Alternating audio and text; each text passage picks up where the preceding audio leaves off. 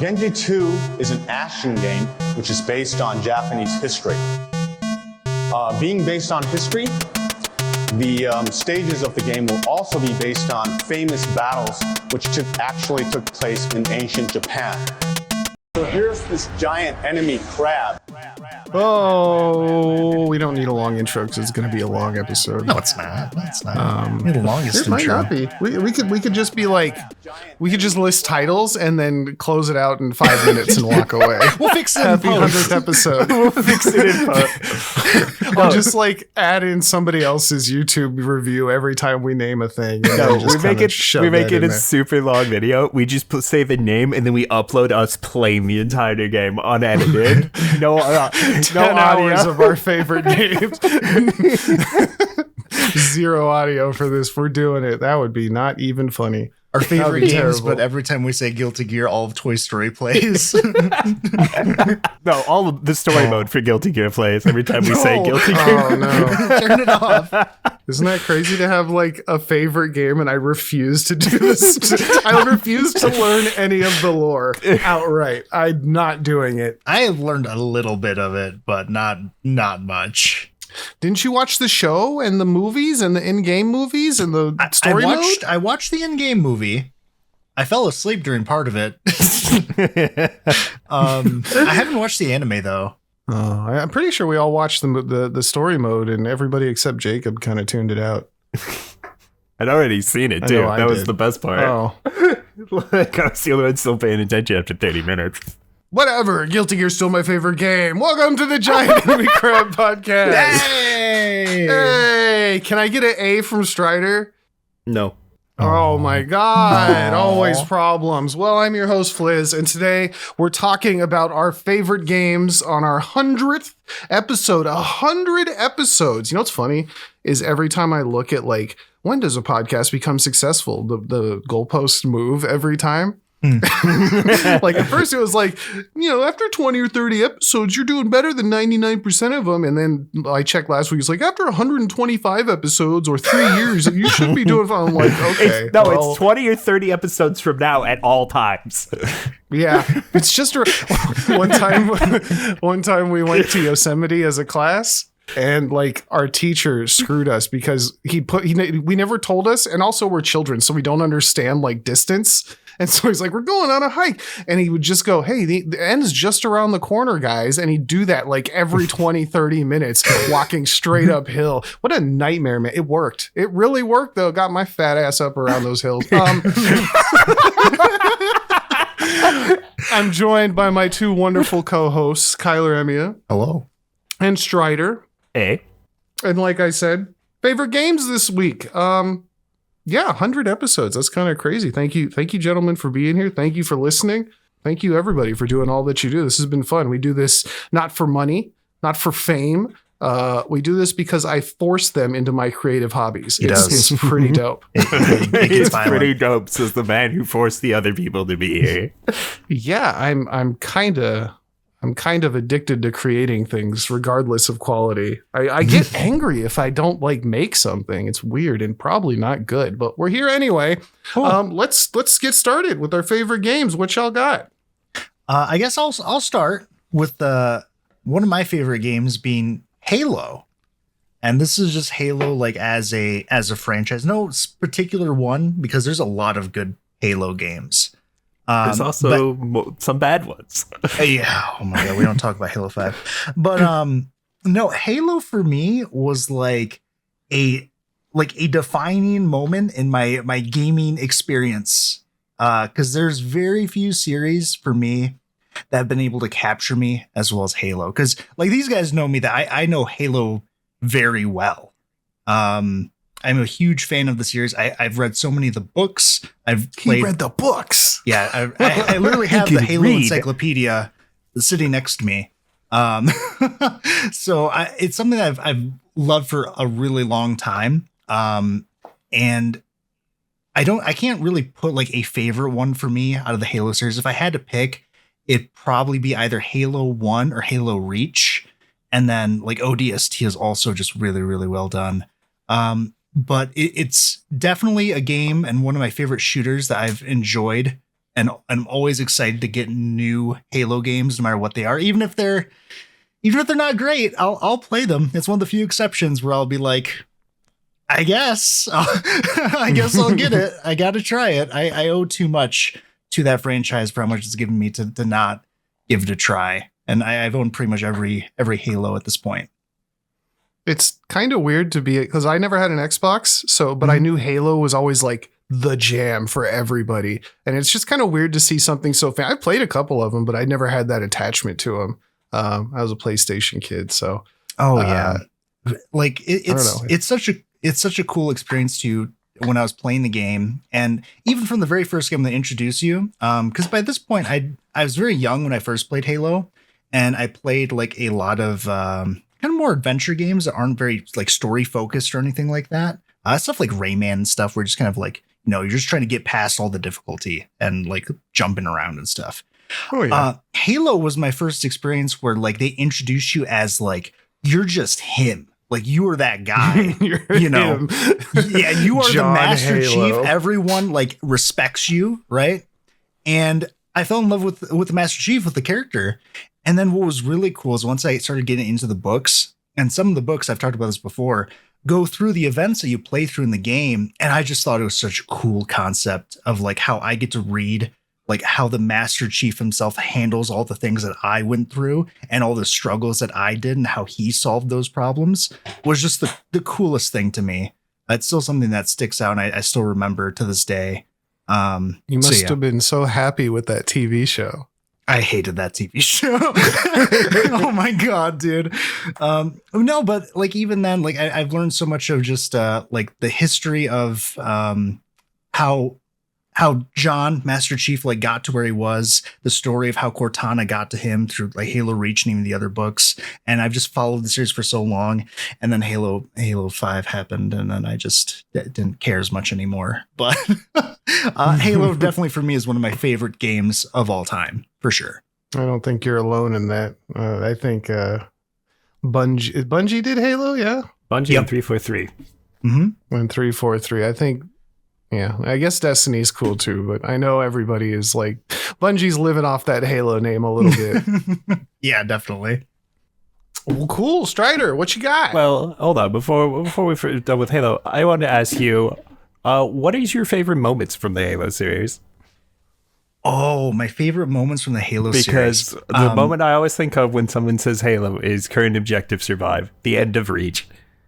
Yeah, that is a really cool moment. There's several, honestly. One thing that's really cool and interesting about like how Spartans are kind of viewed in the Halo universe is technically from the viewpoint of like all the soldiers and citizens in the UNSC, a Spartan has never died in combat. They have never been killed before. And they do this on purpose. And kind of the reason why is because it's for morale, where anytime a Spartan dies, they always just put them down as missing in action. So there's this famous phrase for like when a Spartan dies, like, no, like Kurt never died. He's just missing in action. He's still out there fighting. And there's what happens? Go ahead. What happens when they've been missing in action for like 80 years? They're still out there. Yeah, there's still the cryosleep's a thing, so they could still be around. All right. Yeah. All right. And there's several moments in the Halo series that pay tribute to this. Like one of them was Kurt, who I was talking about, was a Spartan that was on the Shield world Onyx, where he saved Professor Halsey from an army of Covenant, and he held them back by himself and was able to save like the rest of his team and also Dr. Halsey, but they never saw him die. And so he got marked down as missing in action. And that was always one that always stood out to me as well. And there's even other moments where like you have John looking out in space after finally getting augmented, because all the Spartans have like these augmentation surgeries that they go through, right? To make them superhuman.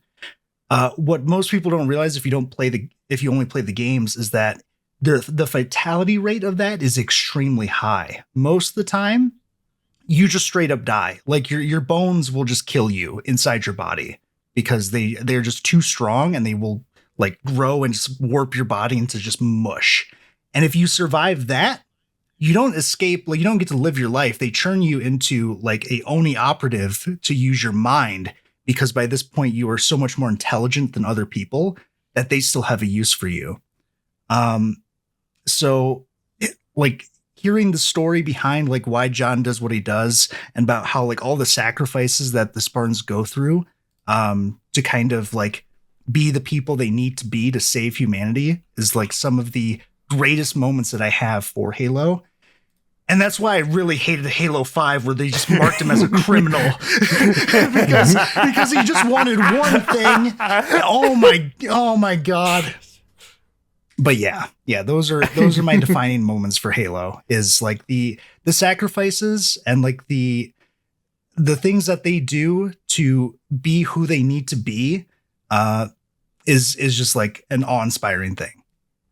You know, because Halo Reach's ending was definitely one of my introductions to the hero dies at the end. Yeah, it's great. I love Halo, man. It's so good. And that final cutscene, Noble Six going out the way he does, is still probably my favorites of like Halo sequence. Yeah, honestly, all of Reach, like they all have such great scenes. Like George being like, tell them to make it count, and he throws you out the ship, sacrifice himself because he thinks he's saving the planet. There's Emile, I think his name is. I'm drawing a blank at the moment, but where he gets stabbed by an energy sword, and he's like, "I'm ready," and he pulls out his knife. He goes, "How about you?" And he stabs, dude. And it's Carter's, fantastic. You don't have the ammo. I got the mask. The mask. And fucking just takes out the Scarab. There's so many good moments in Halo Reach. And it's the fact that at the end, everything you're struggling, you were just seconds away from it being the end of humanity. Like, It's such a decisive moment that the end of Reach is. Yeah, it's really good. I love Halo so much. Would you like me to transition this to Strider? I was already done. Halo. I hated it off already. Strider's your problem then. Fix it. All right. Well, what about you? Yeah, what's one of your favorite games, Jacob? All right, one of my favorite games? Well, because I would assume it's also one of yours, but the one I'm going to talk about is Tales of Xillia 2, because this game is very special to both of us, isn't it? Oh, if I'm not mistaken. We've played a lot of Tales of Xillia 2. Okay, well, when the game was, I think, out for 5 days, I think the total playtime was 3 days. Yeah. Yep, and most of that was us playing together because we got to play it together.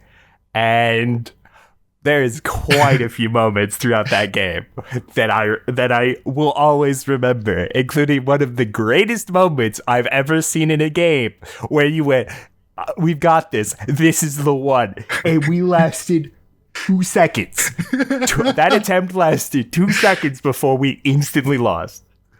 Yeah, it is the fastest defeat I've faced in a game, and it's still one of my favorite gaming moments because you win. We've got this. Yeah, Tales of Xillia 2 is a lot of fun. It's got a great story. The characters are really fun. It's a great sequel to the first one because it just improves on pretty much everything that the first one had, which is already a decent game. I also enjoyed the more personal choices that you make, and some of them end up like completely diverging the story into endings, including one of the darkest bad endings that I've ever seen for a game, and one of my favorites, even if that fight is a total pain in the ass on the hardest difficulty. Yeah, I was kind of surprised by that ending because that's very unlike Tales games. Typically, they're usually they don't get like that. Because for anyone who doesn't know, the ending I'm talking about, there's a choice, I would say about 95% of the way through the game, where the main character has to make the choice that to stop the main villain from fulfilling his plan, he needs to enter a specific realm. And the gateway to this realm is only opened by the sacrifice of a specific bloodline. Someone has to give their life. And the choices at that point is to fulfill the villain's plans, you need to sacrifice your brother. Except the game lets you go, I don't want to do that, so I'm going to kill the rest of the party and to save my brother, but it dooms everyone in the process. And they just let you make that choice. Because the game will keep, because there's certain points in the game where you have to press either L1 or R1 to make a choice. And the game will keep giving you the choice over and over. But if you make it 5 or 6 times in a row, the game will go, okay, here's your bad ending. And then you get one of the most brutal fights I've faced in an RPG. Yeah. Because we played through the game together on the hardest difficulty for my second playthrough. Because I played through the entire game like the night it released. And then we played together over the weekend in my second playthrough. And that fight, he just sat there and watched me get my ass kicked for 3 to 4 hours. Like, you just watched me get folded over and over until I eventually managed to cheese my way through it. Because it's literally a 1-on-8 fight, so any mistake on that difficulty was instantly fatal. Is this the one where you kept saying that like you kept falling asleep and Jacob would have to wake you up? Yep. Yeah, we played so hard that like because he when he's player 1, right? So he's the one who's walking around and everything. So while he was doing that, I would just go to sleep. I'd hold the controller and I would just nod off. And then as soon as the fight comes up, he'd wake me up. I'd wake up, and then it's time to go. We're ready. You just jump up when battle music started. Sometimes I'd have to wake him up directly. We played that game very, very hard and very religiously. It's really good. It's a fun game. Fantastic characters. I love it. Says because one of the Tales defining features is that their skits has some of my favorite skits, including the option of making choices in the skits. So there's 2 different variants of it. Yep. Definitely my favorite combat in the series, especially the main character's playstyle, which was 3 or 4 characters in one, basically, that you got to swap between. Yeah. And then the game had a lot of build theory crafting as well, and you had the dumbest build imaginable of stand there and be immortal as long as you're blocking. It was working. I was strong. I was a strong boy. I have a lot of fond memories, and it also has one of my favorite features I haven't seen other games do is you in the post game like super dungeon, you get the ability to unlock other characters' models to use for different characters. So you could just be like, go, this character is actually this character, and it would just completely break every cutscene because the camera doesn't know what to do. Yeah. It's really dumb. But I definitely wish that that feature returns in another game, because it's one of my favorite features I've ever seen in a game, because it made the second playthrough so funny. It does. Where there's like the camera is literally like like someone's way too tall, so the camera's just like at their stomach. You can't see them, or they're too short with the model you replace them with, so they're not even on screen. You just see the top of their head, or what? But you put a plush on top of their head and the character decorator. That's all you see. But there's a lot of fond moments I have. Another one being the tiny kitty cat tyrant, or Giganto monster. Oh my god! They just walked over and killed you in one shot. I hate that thing. But yeah, that's one of my favorite games of all time. I have a lot of fond memories of it. But what about you, Fliz? What's one of your favorites? Oh my god! I thought long and hard. Because I, being a streamer, playing video games since Game Boy under the blanket with the little light on because you can't see the backlight from the game in the dark. Like that'll hurt your eyes, Fliz. That'll hurt your eyes. I know. Hey, I don't need glasses yet. It really came down to like a game that really, I don't know if it even affected me, but it's the one I look back on with the most fondness. Okay, check it out. It's 2003, right? Oh. Oh no. I've grabbed up my PS1, all my PS1 games, and I'm walking into GameStop at like 7 p.m. It's dark. Nobody else is in there. It's not even at the good mall. This is at the shitty mall. Like, and you can like smell the Mad Catz controllers. Like it's a vibe, right? And I'm like, okay, I've been into Resident Evil has been like my thing for PS1.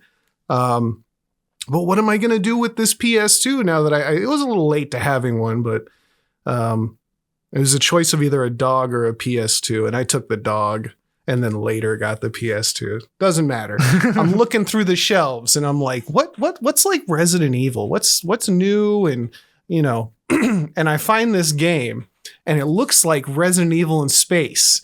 And I'm like, ooh, what's this? This game is called Lifeline. I've talked about it once or twice on the podcast. Oh, and I'm like, oh, this looks cool. Like I said, I'm just a kid. I'm a little dumb kid. I go to the guy and I'm like, hey, what about this? And he goes, you're going to need a headset with that too. And I'm like, oh, it took my PlayStation and all my games just to get the one game. So I had to pay out of pocket for a headset. I looked up for the price, including inflation, like $150 for the whole for the game and the headset. And this is before I did. No, because it created a memory. I didn't get robbed. It actually paid back in dividends. Wait, no. You agree? Look, man. All I'm saying is it's I'll remember this till the day I'll be telling my grandkids about this stupid fucking game. I pick up the headset, and this is with like consoles didn't come with headsets. Online was a thing, kind of, I think, around that time, but like not everybody had it like they do now. And you had to have like dial-up sucked. You had to have DS. I didn't have any of that stuff. So I had no use for a headset other than this game is basically Resident Evil in space. And the gimmick is that it requires a mic. You don't actually control the character who is a waitress, kind of involved in this whole thing. You tell her what to do and then she kind of does it and she talks back to you. So I get home and I pop this in and I watch the intro and then it starts. I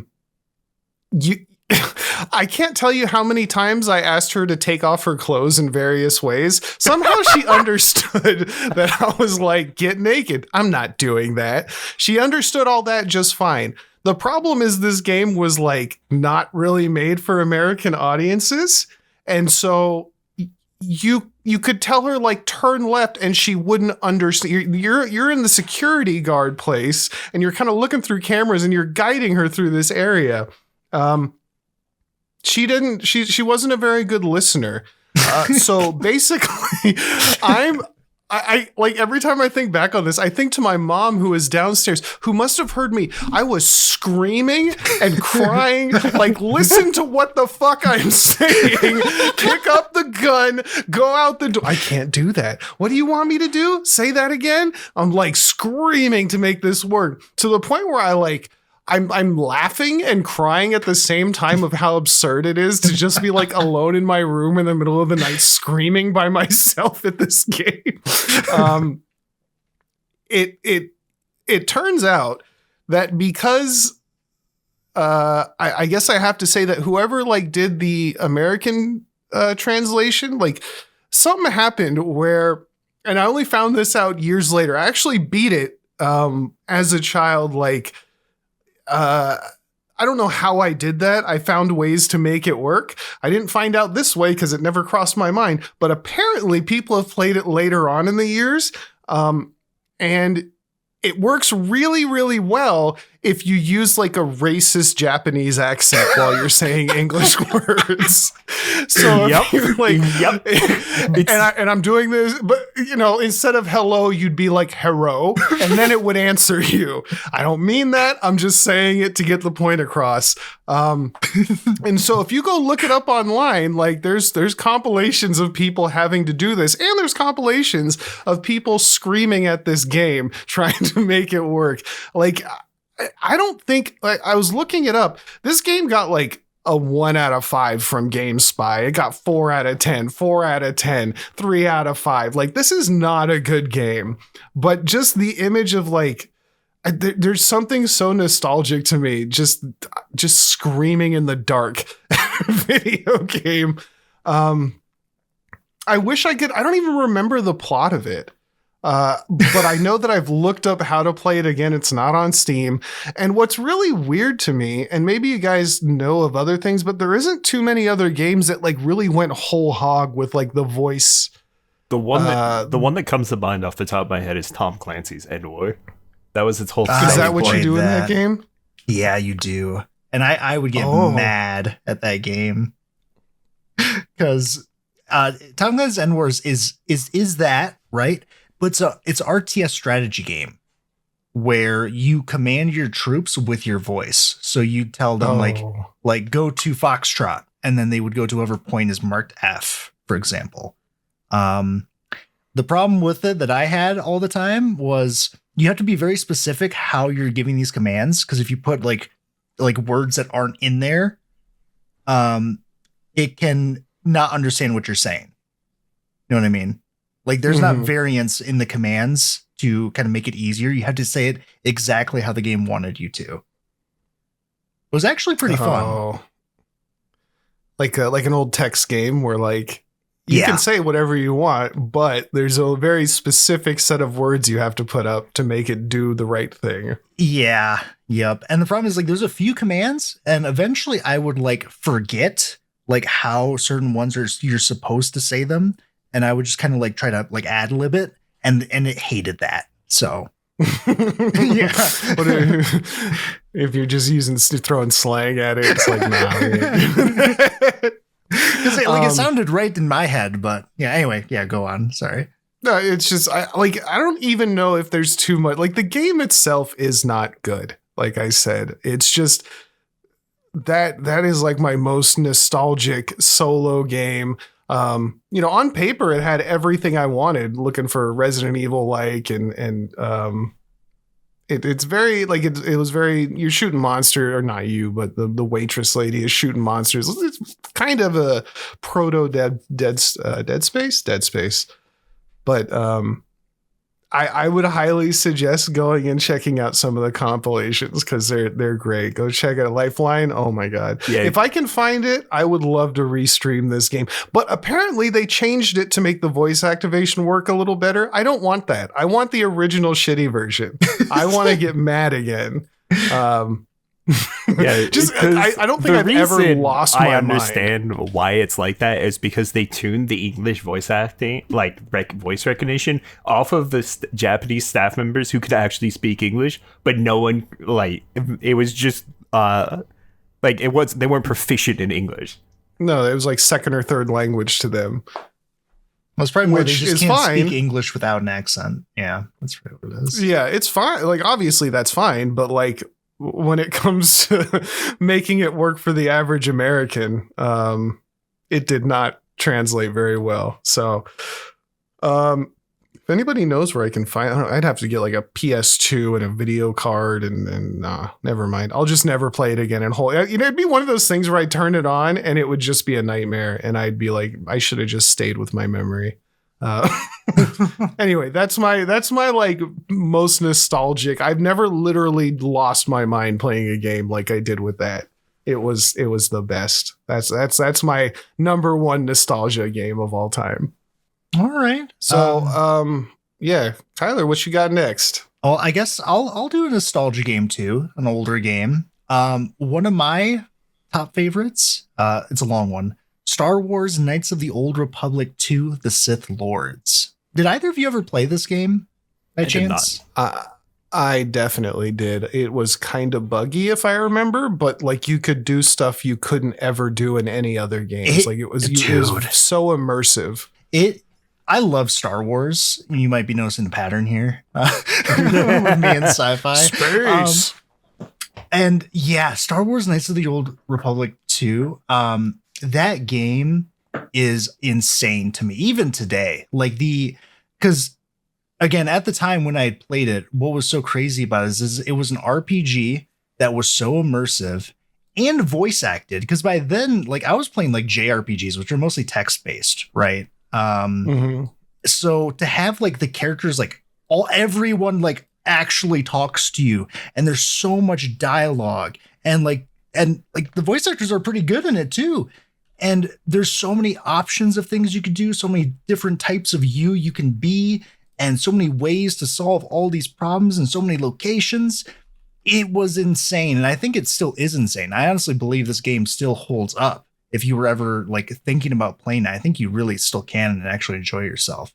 It's a little clunky. I remember going back recently because it was also on mobile. And I went back and I kept like restarting because I don't know. It's definitely like of its time, but the mechanics are all there still. Yeah. But Knights of the Old Republic 2 was a game that that was my first like major RPG, which like eventually you would follow with like other games that are similar, like Mass Effect, which is actually very similar to this kind of game and like mechanically. Like how the game actually functions. But I just love this game. It feels like you're in the Star Wars universe, and like interacting with the characters is just an experience that was very difficult to find at the time. And it just has always stuck with me as one of my favorites. I've heard that they're trying to remake Knights of the Old Republic. I still don't know how that project's going because it's kind of been on and off for a while. But I really do hope that they get something good because it is really special. And one thing that I didn't even learn like years later is like there's so many things about the characters I never even knew. Like you could have one of the guys with you is kind of like a Han Solo type, like roguish character, uses a blaster and everything. I didn't even know he could become a Jedi. Like he can learn the Force and you can give him a lightsaber, and that like blew my mind that was an option. Oh. And so many other things about it. And also, the Sith were extremely scary. I remember being scared because I'm bad at horror games. And the Sith in these games this is not a horror. What are you smoking? That is not a horror. Oh no! Oh my god! My man's actually. Oh no, Darth Maul, dude! Get out of here! I'm not even joking. Like at near the end of the game, you got to fight like the lady. I was running away from her. I was like, no, get away from me. It was yeah, I was so scared of her. She was so scary, and I was getting my ass whooped too. That didn't help. And no, it's just a great game. I love Star Wars Knights of the Old Republic too. Definitely. It really is. I always, every time I started, it was because you like kind of work your way towards like a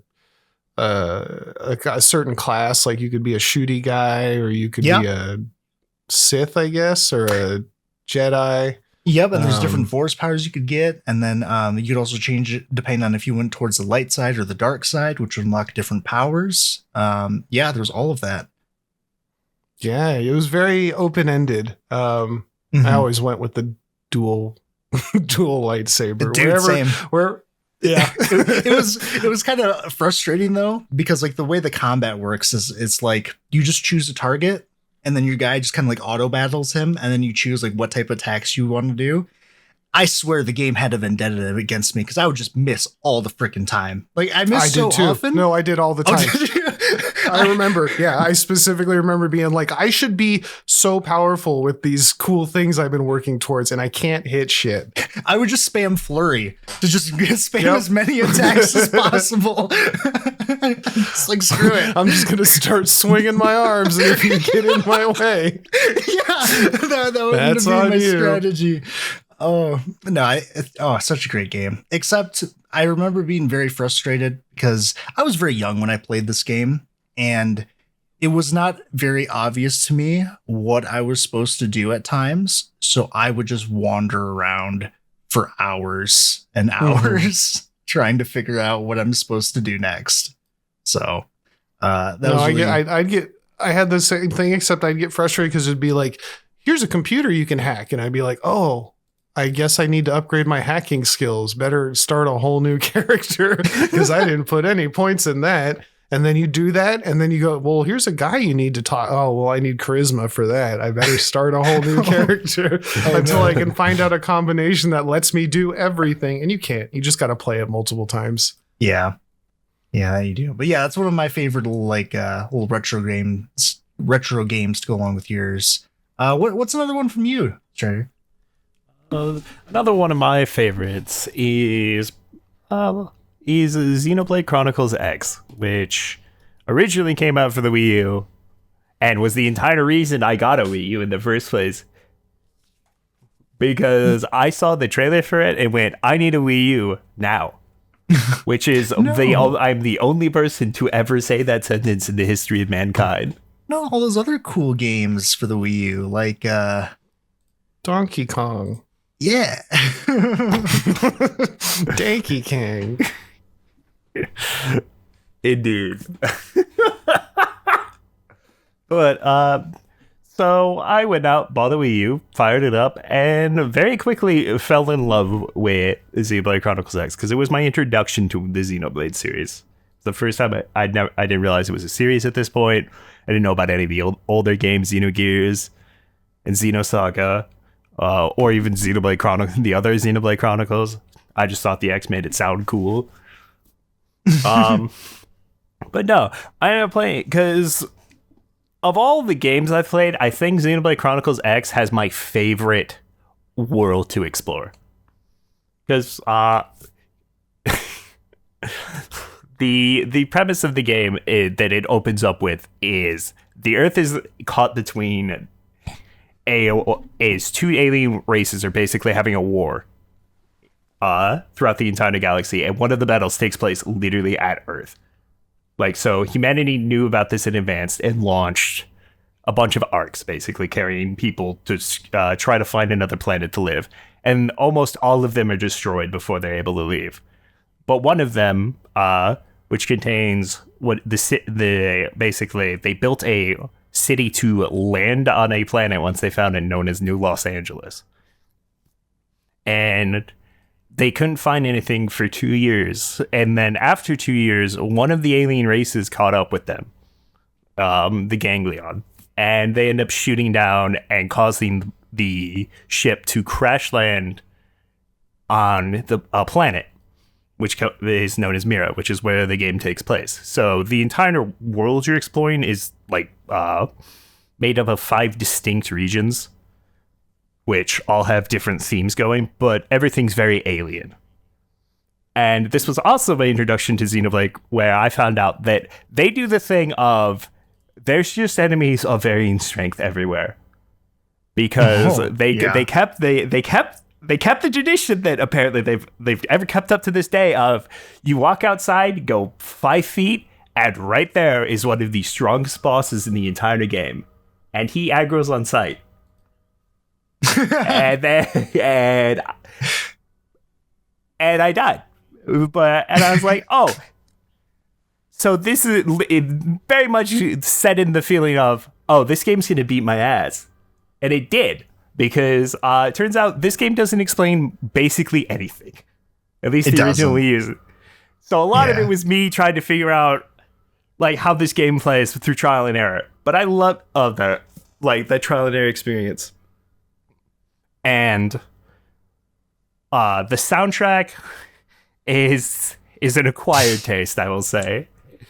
Oh, yeah. New LA's night theme. I've gone from what the fuck is this song when I first heard it to I'm now singing along every time nighttime rolls around in game, because it is one of the strangest but most fitting soundtracks I've ever heard. It was also my introduction to Sawano's music, Hiroyuki Sawano, who has now become one of my favorite composers for both games and anime. But this was my introduction. But another one of my favorite features that happens in this game is eventually you get the ability to pilot a giant robot, which is one of your 2 main traversal upgrades, which helps you explore the planet. Because basically everything can be explored by the end. But towards the very end of the game, you develop and unlock the flight module for your robot, which is known as a Skell. And that is one of my single favorite moments in any game I've ever played, is taking flight for the first time. Because you've been constrained by basically how do you route around like an actual alien planet, like trying to figure out like how I'm supposed to get to my objective and fulfill and do it. Fulfilling like where these items are. There's always been this terrain like high above you that you could never reach. Like right in the first area is the one I remember most, and it's always been, how do I get up there? And it turns out the game just eventually gives you the ability to fly. And it is one of my single favorite moments, was taking flight for the first time and getting to explore the world basically with no more limitations on where I can go. But there's a lot of things I love about that game. and finally getting to conclude its story after 10 plus, almost 10 years when it finally got its Switch re-release, which added basically the final arc that it seemed like they originally wanted to do a second game for, but they concluded it to a degree with the re-release, which were concluded one of my favorite stories for an RPG I've had. And I'm very excited with the teaser they do at the end of it to see where it goes from here, because they've been teasing kind of this whole thing, like with the end of multiple Xenoblade games. So I'm excited to see where it goes. Hopefully it doesn't take another 10 years to come out. Well, that was more, there was other Xenoblade games in time between them. Because I think two released after this, then one's remake, and then 3. So I got to play the other games in the Chronicle series, and they're all some of my favorite RPGs. They're definitely like my favorite worlds to explore in an RPG. And then coming back for the Switch re-release and finally understanding, being able to break the game's combat in half. Because it turns out the final boss for Chronicles X re-release has a mechanic where the area he's in, you're supposed to use these spears to basically weaken him. But the way I did the final boss was I just simply didn't let him hit me because I had an ability to auto dodge the next certain number of hits. And I just had to keep my overdrive going long enough to keep doing that, because if he hit me once, he killed me instantly, because you're not supposed to do it that way, because he has like 30 times the stats he's supposed to.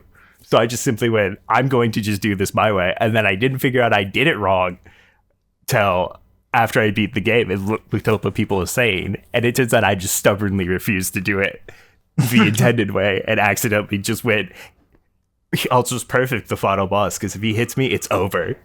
But yeah, I'd simply win. That's what he said. I'd win. That's what.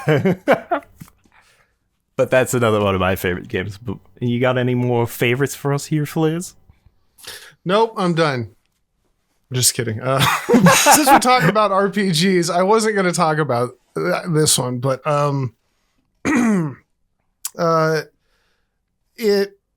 everybody's played Fallout 3, 4, New Vegas. Is it 5 now? I don't know anymore. 76, I think, 5? Right?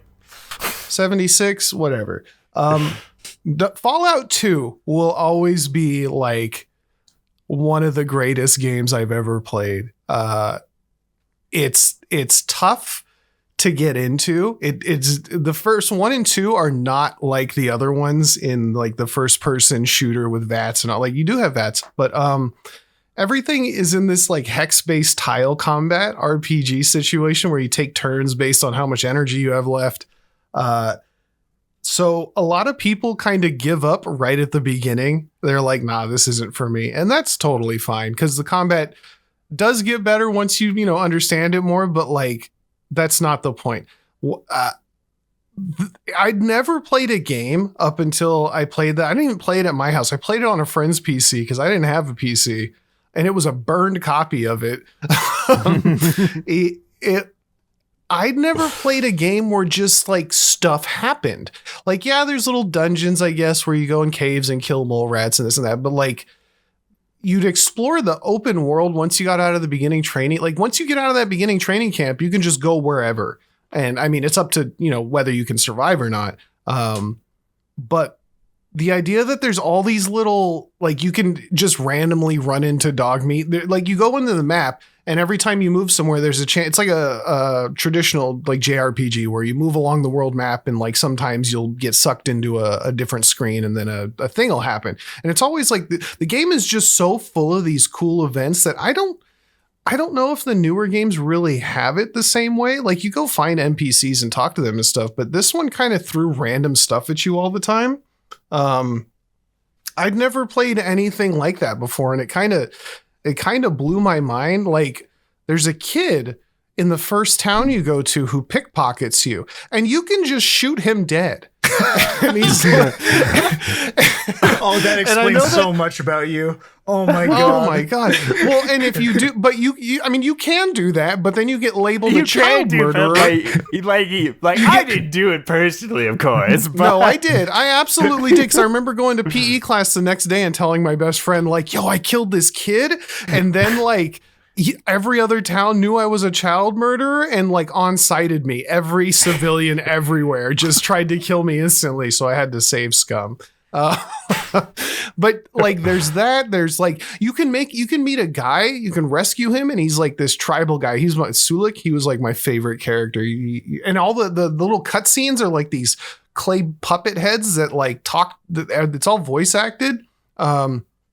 And like I developed like I liked these characters, but you can take Sulik and just sell him to slavers and then become a slaver yourself. I never knew what happened. I always felt bad about that. So I'd save scum and come back. But like you get a slaver brand. And then like, it was just like a one of a kind experience to me. That the later games, I guess New Vegas was the closest that I played to it. 3 and 4 just didn't hit right. And I know I sound like, old man yells at clouds, but they just weren't the same as the second one. And the first one is, it's the same kind of thing. The problem is the first one is super buggy. The second one is also very buggy, but it's doable.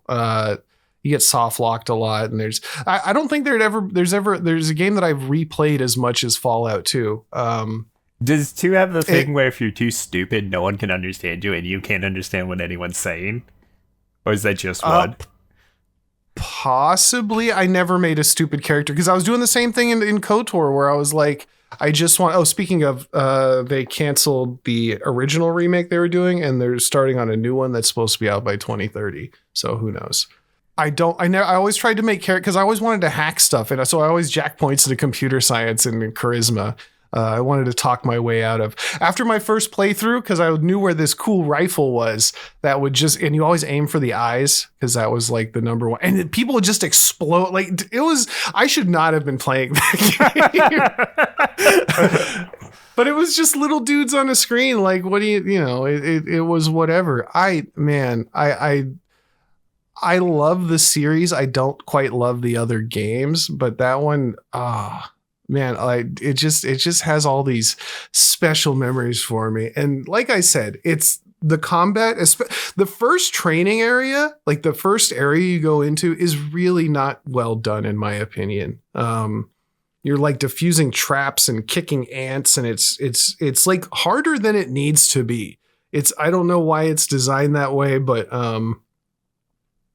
I think like maybe there's probably mods where you just every time you start the game, it just skips that area because then you do all your points and stuff. I used to spend hours just like scrolling through the stats, like because you get the special perk system, just like looking at all the pictures and seeing what each one did. Maybe not hours, but the Vault Boy, is that what he's called? I don't know. The guy with the thumbs up, and like all the little things and picking like bloody mess and stuff, or like unlucky just to man. That the game, skills.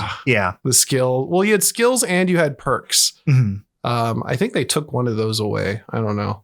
That game, it's really cheap. I would highly suggest picking it up and giving it a shot and getting past that first area and just wandering around. Now, since we were talking about KOTOR, that's what reminded me because there's just like everywhere you go, there's just stuff to do and it's all different. And there's all kinds of movie references. Like you run into, have you guys seen Fight Club? I've not actually.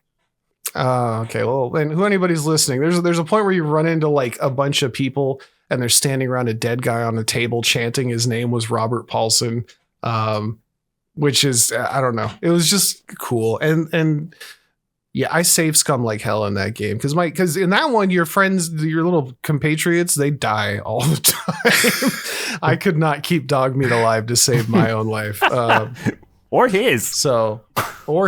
Yeah. And I wanted to keep him alive. And then it really let me down because in Fallout 2, like depending on everybody that you save at the end, you got like a little cutscene, maybe not cutscene, just a splash screen and like an ending story for each character you saved.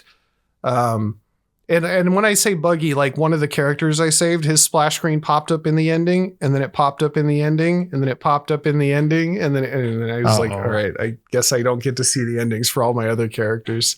And then Fallout 3 had like the worst ending of all time. I was expecting like the same kind of thing, and it was just bad. I was really let down by Fallout 3's ending. So I maybe that's kind of tainted my view on the rest of the Fallouts. But yeah, that's definitely, I would pick that. I would suggest anybody pick that up on Steam and give it a little go, get past that first area, and then see what happens. Did you guys never played that one? I have not, no. I've thought about playing it because you've talked about it a few times. Yeah, I just love it. It's probably not as good as I remember it. It's probably, you guys would look at it, this is garbage. But you know, like I said, one of my goats, definitely. What else you got, Kyler? Next one, Metal Gear Solid: The Phantom Pain. One of my favorite games of all time. And it's funny because like the game that introduced me to this game was the game that came before it, which is Metal Gear Solid Ground Zero. Because I'd never really played like stealth, like, you know, the espionage like type game like Splinter Cell. Not really for me. I've never really played them before. Ground Zero was my first one, and I really liked that game. And I got it on sale. It was like, I think it was like $5 or something when I had gotten it. The problem with Ground Zero is it's only one mission, and I felt like I got scammed. What do you mean it's only one mission? It's literally just one mission. Like you go to this thing, there's like a base you're supposed to infiltrate, rescue this person, and then you bring him back to your base. And pretty much the whole game is just an introduction to the Phantom Pain. So I spent money to play a prologue of a different game. And doesn't the Phantom Pain have no ending? Am I crazy? Or it does not have an ending. No. So you paid for a prologue to a game that doesn't have an ending. Yeah. And I know that. And despite that, is still one of my favorite games. I was so mad. Phenomenal. I was so angry that the Ground Zero was like just the one mission, and they expect you to like replay it and like there's high scores and stuff and whatever. But I was like, no, whatever. And then I ended up buying the Phantom Pain. Phantom Pain is such a good game. It is such a great game. The introduction for the Phantom Pain is pretty much, are you hallucinating?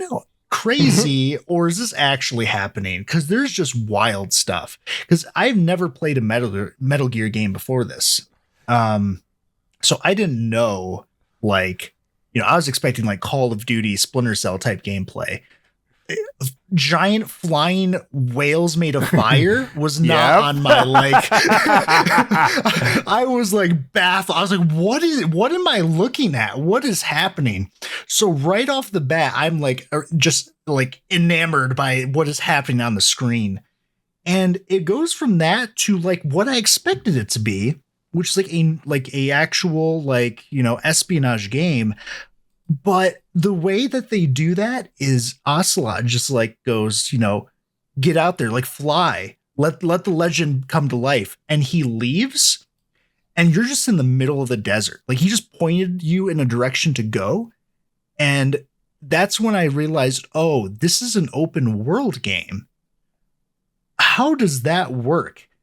And it works really, really well because you can go about the missions in the game in so many different like ways. There's so many ways you can access everything or just like do what you want to do. Even if you want to go in there guns blazing, you can. You get less points for it because there's like a point system, but it's definitely possible.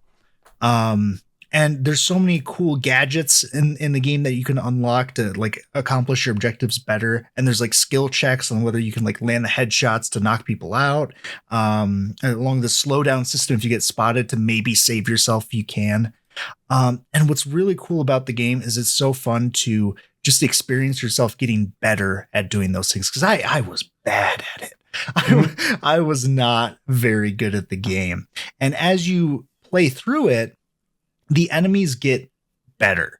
Like at the start, like you can literally lay on the ground, right? And there's like a 70% chance the enemy just won't see you. Like they're just like, they have no idea what's going on, you know, no clue. after a while, if you're even hiding under stuff, they'll spot you. Like they'll see you. And it gets very, very nerve wracking after a while. And having like that level of difficulty increase with me feeling like I'm getting better at the game, with the open aspect of how the missions are structured, with the crazy characters, the super soldiers that show up that are made out of mist, these awesome levels where there's like walker mechs and everything happening and people are teleporting around. And there's like these weird horror sections where like everyone's like ghosts, but they're superhuman ghosts and also kind of zombies. Yeah, it's really good. I love Metal Gear Solid. Another thing I loved about it was that the enemy adapted to how you were performing things. Yeah. Yep. Because if you kept going for headshots, they would start issuing helmets to more soldiers. So the soldiers on average would have more helmets. Yeah. Or if you kept like taking people out one by one, they would start patrolling in groups. Was like some of the ones I remember off the top of my head.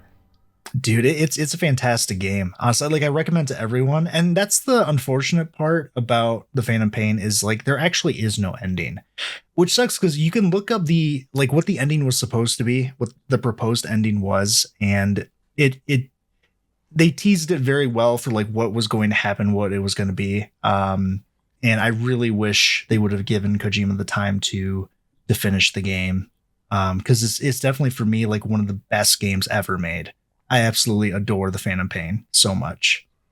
What was your review on the Diamond Dogs mission towards the end of the game on the rig? Oh, dude. Because I think that's the single heaviest part of that game. So here's the crazy thing. Like, it didn't hit me what had happened in that scene. Because in the Phantom Pain, there's the Diamond Dogs mission. I'm guessing this is the one you're talking about. It like pretty much your troops get like infected with the virus, and you have to make the decision of how you're going to deal with the extremely spreadable virus that can kill a lot of people. And it is your troops, the people that you are like training, and also, you know, these are like your guys, that you make the decision to make sure that they can't spread this by taking them out, right? And it's really well done scene. Like, it looks fantastic. It's really emotional, but it didn't hit me until like what had just happened, until you get out of the mission, because they track who your guys are. Like, you have a roster of like all the people that you've trained and like gathered and picked up and everything. It just has a sequence of like them dying over and over and again. It says that they've been lost. This person, then this person, then this person, this person. And some of them I knew. And I was like, yeah, dude, that was my guy. Like, he had like S in so many stats. Like, I needed that guy. Or like that was the person that knew this language. Like, he was my translator. And oh yeah, there's that too. That is also in the game where like you can't understand what some people like enemies are saying unless you have someone that actually speaks that language to translate it for you, which can give you different hints about what's going on. But yeah, no, that was I felt loss after that scene. I was just like, oh man. The part I always remember is somewhere in the hallway where you're executing these people and they just start saluting you. Yep. Yeah. And then, because if I'm not mistaken, after that, right, is you burn the corpses, right, and then it's the ashes are compressed and then put into like the bottom part of the Diamond Dog patches, right? It's the actual diamond on the Diamond Dogs. Yep. And it updates the patch for the rest of the game. After that. Yeah. But then that's definitely my favorite part of it. I only heard such good things about Metal. This is 5, right? Yep. Yeah. Like, I heard nothing but good stuff, and like watching the Donkey video where he's just kind of doing whatever he wants. Like, you can mess around in that game big time. Oh yeah. So I was kind of interested in playing it. So I was like, I better play 4 first. And I started playing 4, and I watched maybe 2 or 3 hours of cutscenes, and then I uninstalled it. I know it gets good after that. I had never played a game before. Part of the cutscene. I think there's what is it like? Is it 87 or 97 minutes of cutscene? There's like a full movie in there. Yeah. That's how a lot of the Metal Gear games are, to be honest. I don't think any of them are as bad. I played 1 through 3. Right. No, there's an uninterrupted cutscene that's 71 minutes and 4. Yeah, that's what I'm thinking that's of. the one with the record. I think it has the record of the longest in-game cutscene, or it's close to it. Yeah, it's Yep. 71 minutes. Yep. So I never made it to Metal Gear 5. Maybe someday, but Puts the You can video just in play video it, game. to be honest. You can just I don't play it. need to do 4. No. I didn't. Okay. The ones, I think the 'cause ones you that do- are directly connected in any way is basically Peace Walker. It's like the number one tie-in. I mean, I couldn't And tell you. I couldn't explain anything you would about. you would still get enough of it just playing the game by itself. Yeah. I'm sure you could. And what's nice too is like it helps if you kind of know who Big Boss is just through osmosis. Because that's what I know who Big Boss is. You know what I mean? Like I know who Solid Snake is just from, they're such infamous characters. Like everyone knows them. So that helps a bit. But if you don't, you don't need to know really much more than that to go through the Phantom Pain. You don't have to play the previous ones because it's a prequel to most of them anyways. So it's perfectly fine. Gotcha. But yeah, that's another one for me. How about you, Strider? What's your next one? My next one is one of my all-time favorite series, my favorite game from that long-running series, and that is Ace Combat Zero. Oh, I think that's the one they're redoing too, I think, right? What they're doing, because if you didn't get to watch the State of Play with me, but at the end of the Ace Combat 8 trailer, the release date trailer they had for it, is they've revealed that they're bundling Ace Combat Zero with it if you pre-order the game. Because that's this is because it's because they can sell it this way, but they can't sell the games individually because the license for the planes have expired. So this is a gray area because they did the same thing where they bundled Ace Combat 5 when if you pre-ordered 7 on console, but now it's actually going to be coming to Steam too, which was not the case for 7. But when Zero, that little guitar, flamenco guitar kicked in at the end of the trailer, I immediately lost my shit. Sleeper agent activation. I knew it frame 4. I was reacting. I recognized it before I realized I recognized it. But I am so excited to play Zero again. Because for anyone who doesn't know, Ace Combat Zero, I think, is the game that takes place as far back in the Ace Combat timeline. But basically, there's a country known as Belka that starts to expand into its borders. And the nations that are being attacked are getting their asses kicked. So they start hiring mercenaries. And one mercenary that they hire is the player character Cypher and his wingman Pixie. Solo Wing Pixie. And throughout the game is basically your standard Ace Combat thing of there's missions where you attack air targets, ground targets, operations where it's just kill enough targets to hit the point cap before time runs out, to the super weapons that the series is known for. But Zero's special gimmicks that put it above the rest of the series for me is a few things. One is it's focused mainly between the relationship between you and your wingman, Pixie, because that becomes super important for the end of the game. But one of the main gimmicks for this is that there's things known as yellow targets, which were new to the game, which is optional targets that you can kill for more money to help buy upgrades and better planes. But they're not necessary to finish the mission. You only need to destroy green targets. And based on the ratio of targets that you destroy, you will slide towards one of 3 styles. If you spare more yellow targets than you destroy, you slide towards the night path. If you destroy an equal number of yellow targets and sparing yellow targets, you stay on the soldier path. And if you destroy the majority of yellow targets and spare very few, you slip towards the mercenary path.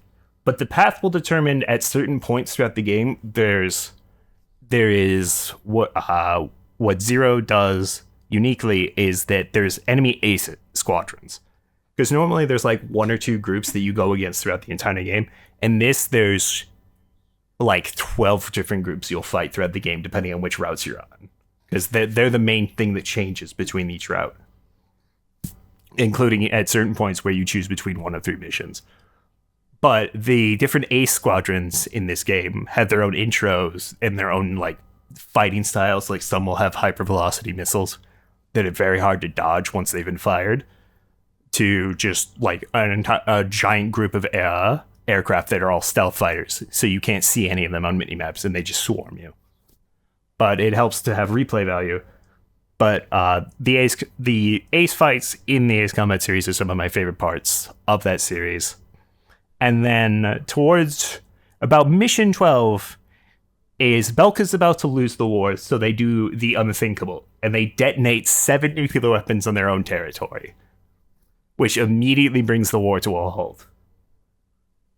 But because this happens, is there's basically a treaty that happens, but because of this threat of nuclear weapons, because it becomes one of the big points in this game, is it's the first time nuclear weapons are used, because Zero's combat is supposed to, or Zero's war is basically supposed to be an alternate version of our World War II.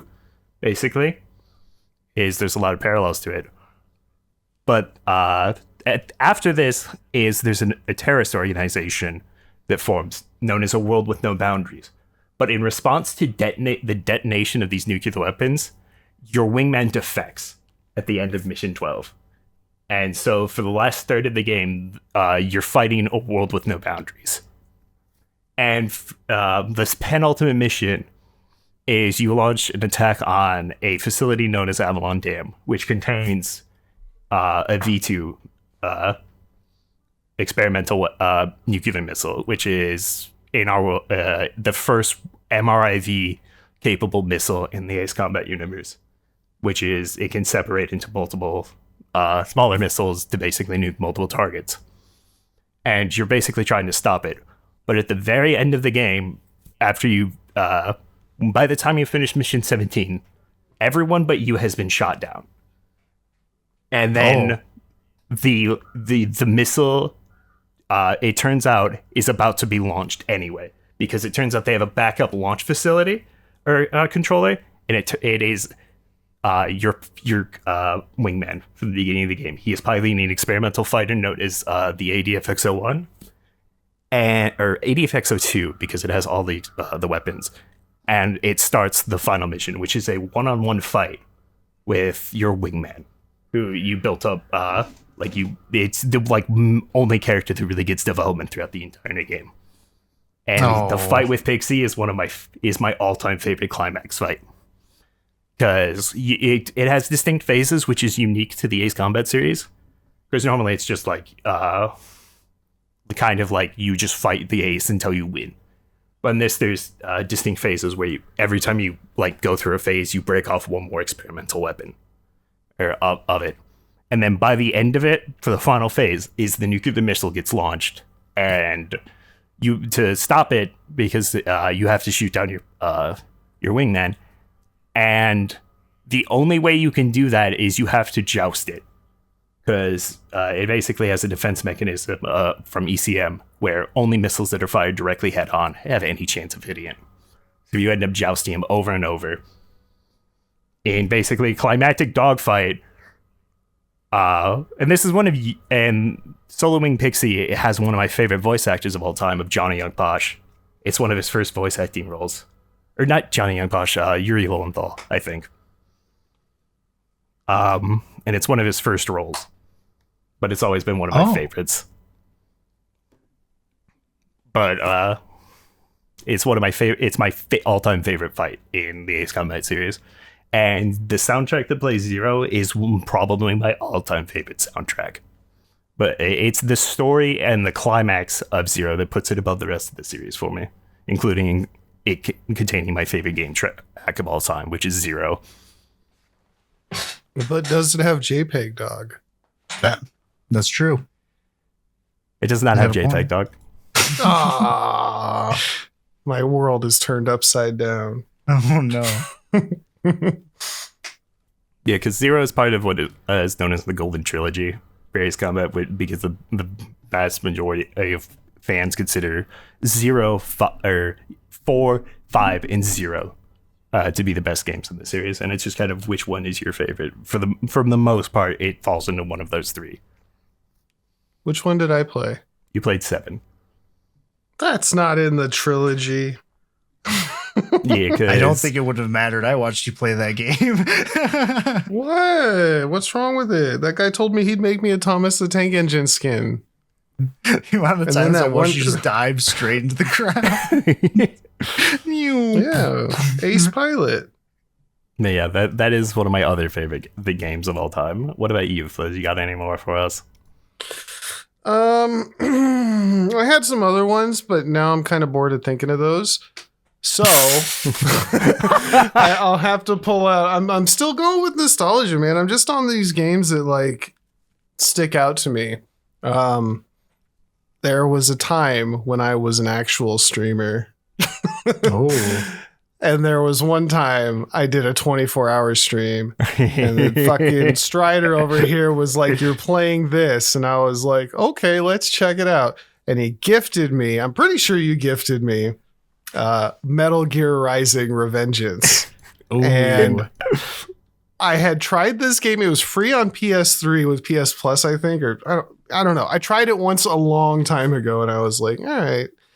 I got through like maybe half of the first mission, and I was like, this I don't feel like this is like a clunkier Devil May Cry or something. It definitely, like, I was expecting a Metal Gear game. It's not that. And this time, I kind of, since I was doing the long, I was like, all right, let's just beat this game. Let's see what's going on. It ended up being one of my favorite. Like, I don't care about the combat. I don't care about the level design or the graphics. The game's story and voice acting and characters are like top notch. Like The memes. DNA of the soul. It's the whole game is so cool, and like I'll never understand. I want to see like a documentary on why it went from like, I know Metal Gear has some wonky stuff like, you know, Psycho Mantis and you know the stuff you're talking about in 5. I don't remember any of those other games like having, you know, Sundowner or who, like the final boss just being some guy you've never seen before except for like 2 seconds. He's such a good character too. Like you don't even. And care. he's so quotable. Yeah, he becomes like I don't know. He has whole speeches, and you're like, who the fuck are you? He's seen for like 10, 15 seconds in one cutscene before this. Yeah, it's just so off the wall that like it stands out on its own among Metal Gear games to me. Like it's not like if you're expecting a Metal Gear game, that's not what this is. It's I don't even really know how to explain. It's like so stupid that I can't tell if it's self-aware or not. I mean, it It's very has to campy. be, right? It can't be. The camp is out of this world for something. The camp is something you'd expect out of something that was much lower quality than this. Like you can tell a lot of love. The soundtrack is phenomenal. The guy who did you've seen- soundtrack before this. He did what? He did Toontown's soundtrack. It's like the other video game guy he had before this. I'm gonna have to listen to Toontown soundtrack. It's nothing like that. He goes on. It's he Not gonna literally be like that. He literally said this was his first time doing metal, so he had no idea like how he's gonna do it, and then he just dropped some of the most iconic video game dynamic music of all time. Oh my god! Like, Like you there's so still many did- memes and quotable things in the songs and the characters. The songs, like people, I still see randomly show up in gaming like things where they'll just do like Sam's theme. There will be blood. I just listened to thing I the know. soundtrack the other week. Like it fits very well with the Guilty Gear soundtrack. Like they're the same like goofy, but it's just like hype beast moment after hype beast moment. Have you ever heard the original versions of the teams, like before he does the editing? Because he's uploaded, or they're I think either on the sound like special editions of the soundtrack, but it's like the unedited ones, like before he does like the voice No. filter. They're very interesting because they're still not I bad. might have to check them out. It's like Like, I don't know if the songs are even good. Like, they're just so memorable, though. Like, they're not bad, but I don't know if they're great or if my nostalgia is like, I don't know. It's not even nostalgia. It's just, it's such an anomaly of a game. Like, it's also just how good the dynamic music is in that game. Like, where they save the lyrics for certain phases, like Blade Wolf, because him being like the first proper boss, and then the lyrics kicking in for it when he calls for reinforcements for the last time. Yeah, I remember, I think Mistral is her name. I was like, ooh, this chick's hot. And then her boss fight starts. And like, that's my favorite theme out of all of them. And the way it just kind of cuts in and out of this, like a lot of it feels kind of like QuickTime event-y, but it's like, it's just done so cinematically. It's like watching a Raid movie or something. Like I have nothing. I remember recommending it to another streamer. He's like, I didn't really like it. I'm like, I'm never trusting your recommends ever again. Because like I think it's Sam's boss fight where his music, where once you like the phase transition, once you knock the sword out of his hand, is the lyrics cut out. Because I think it goes to instrumental till he picks the sword back up. But it's just moments like that that make the music so memorable. Because it was like the first game I remember like really having these dynamic music moments that really sell as these fights progress.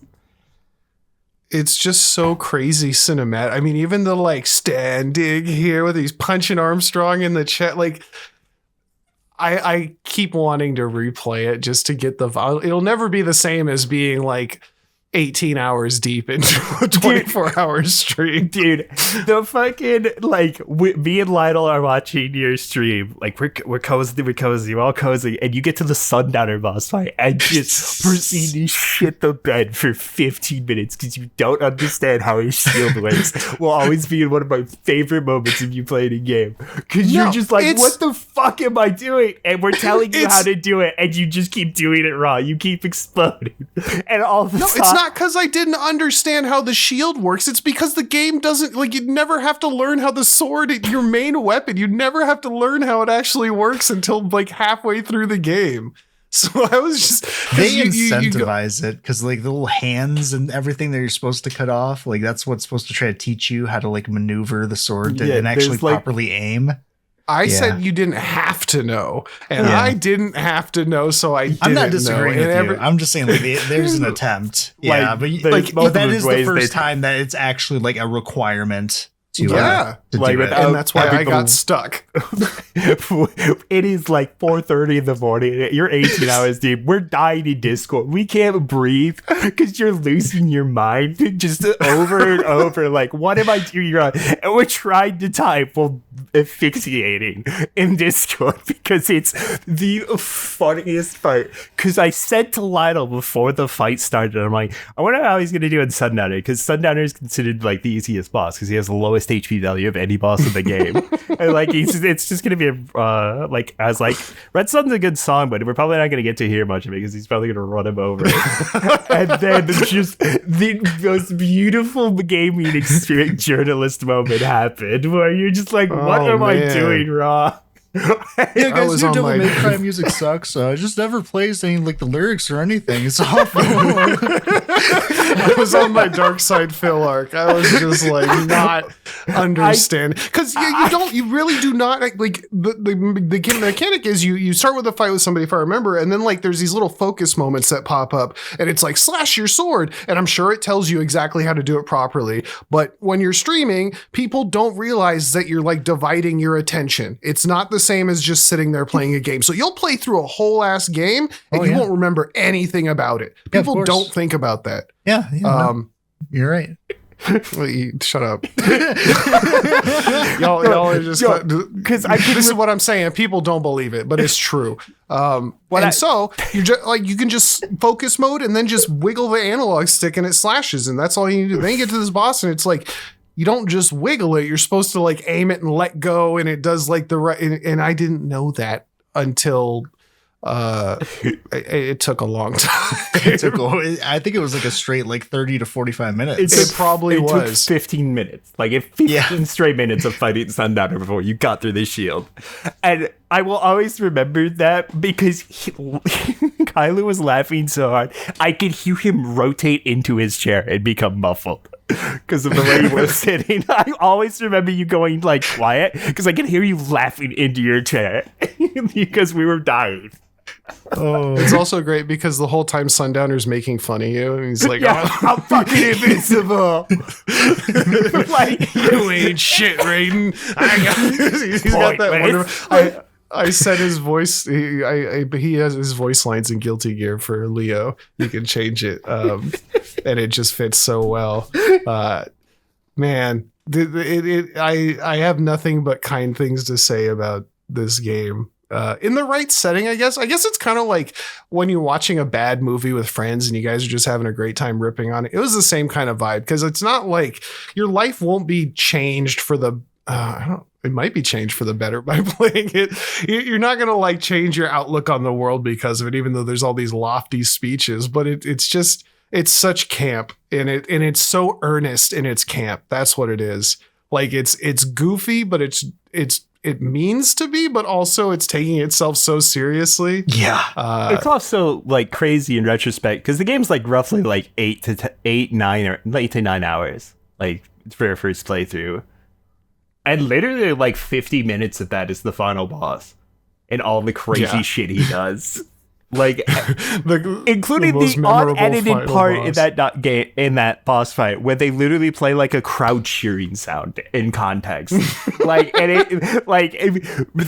thing is, I will always remember is famous YouTuber Max Sword did a video on it, like a bad summary.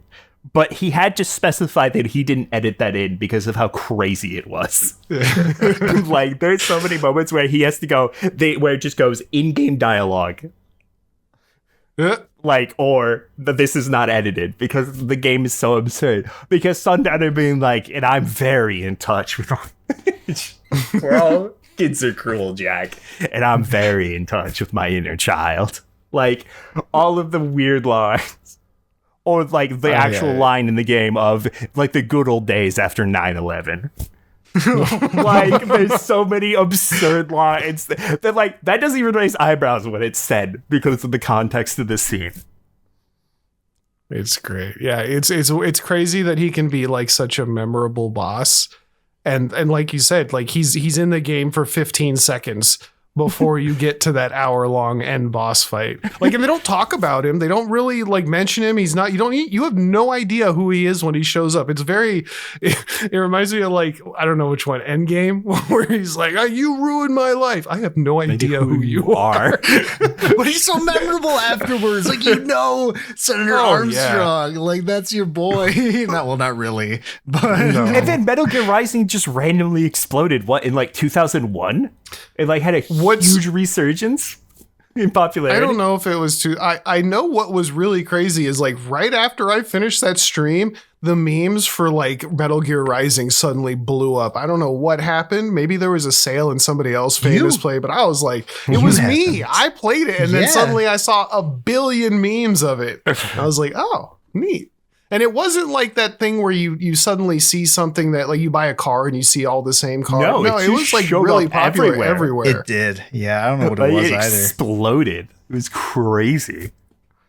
So, if you ever get the chance, grab a buddy, sit down, and play through this. It's just fantastic. Also, the game's it's fucking invincible. The actual gameplay, which we've talked very little about, is also very fun. It's definitely it's like feels a little clunky if I remember, but it's there. It's fine. Like it's good. You can people play it to get like high scores and ratings and stuff. Like it's not just junk. It's not like what was that other game where you're the president and it has the same goofy campy vibes? Oh, and I can't tell if they're Metal Wolf joking or Chaos? not.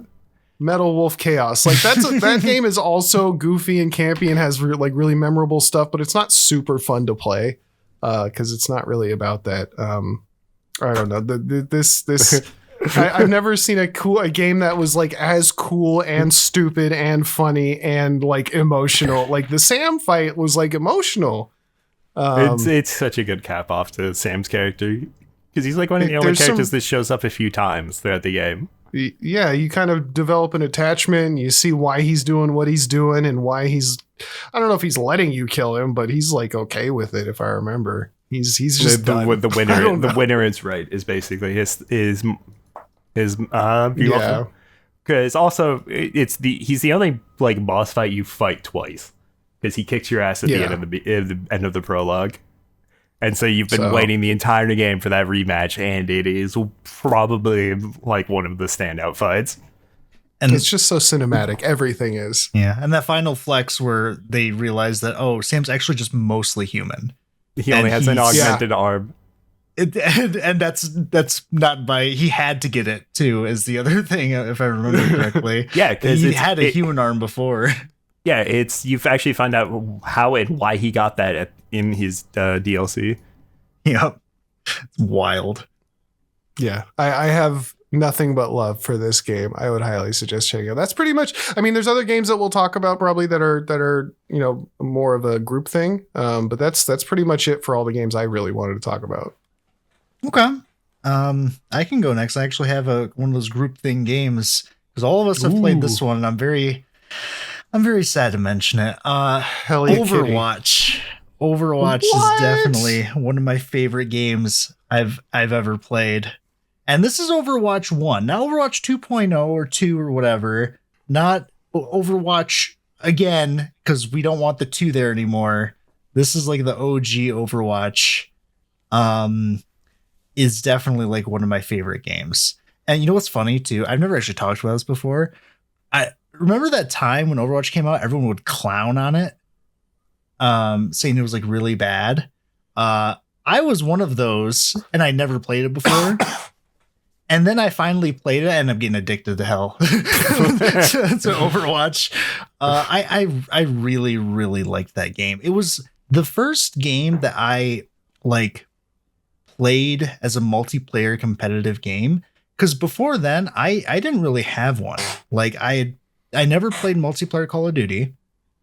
I did play Battlefield multiplayer, like with my uncle, but that was it. Like I never played it at home or anything. It was just kind of like something fun to do, and we just mess around and like not actually play seriously. Overwatch was the first game where I actually played like online and like tried to improve at.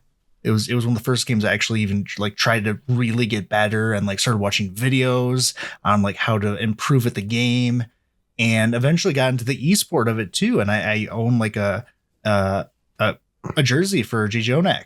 And I would like catch the live streams and everything too.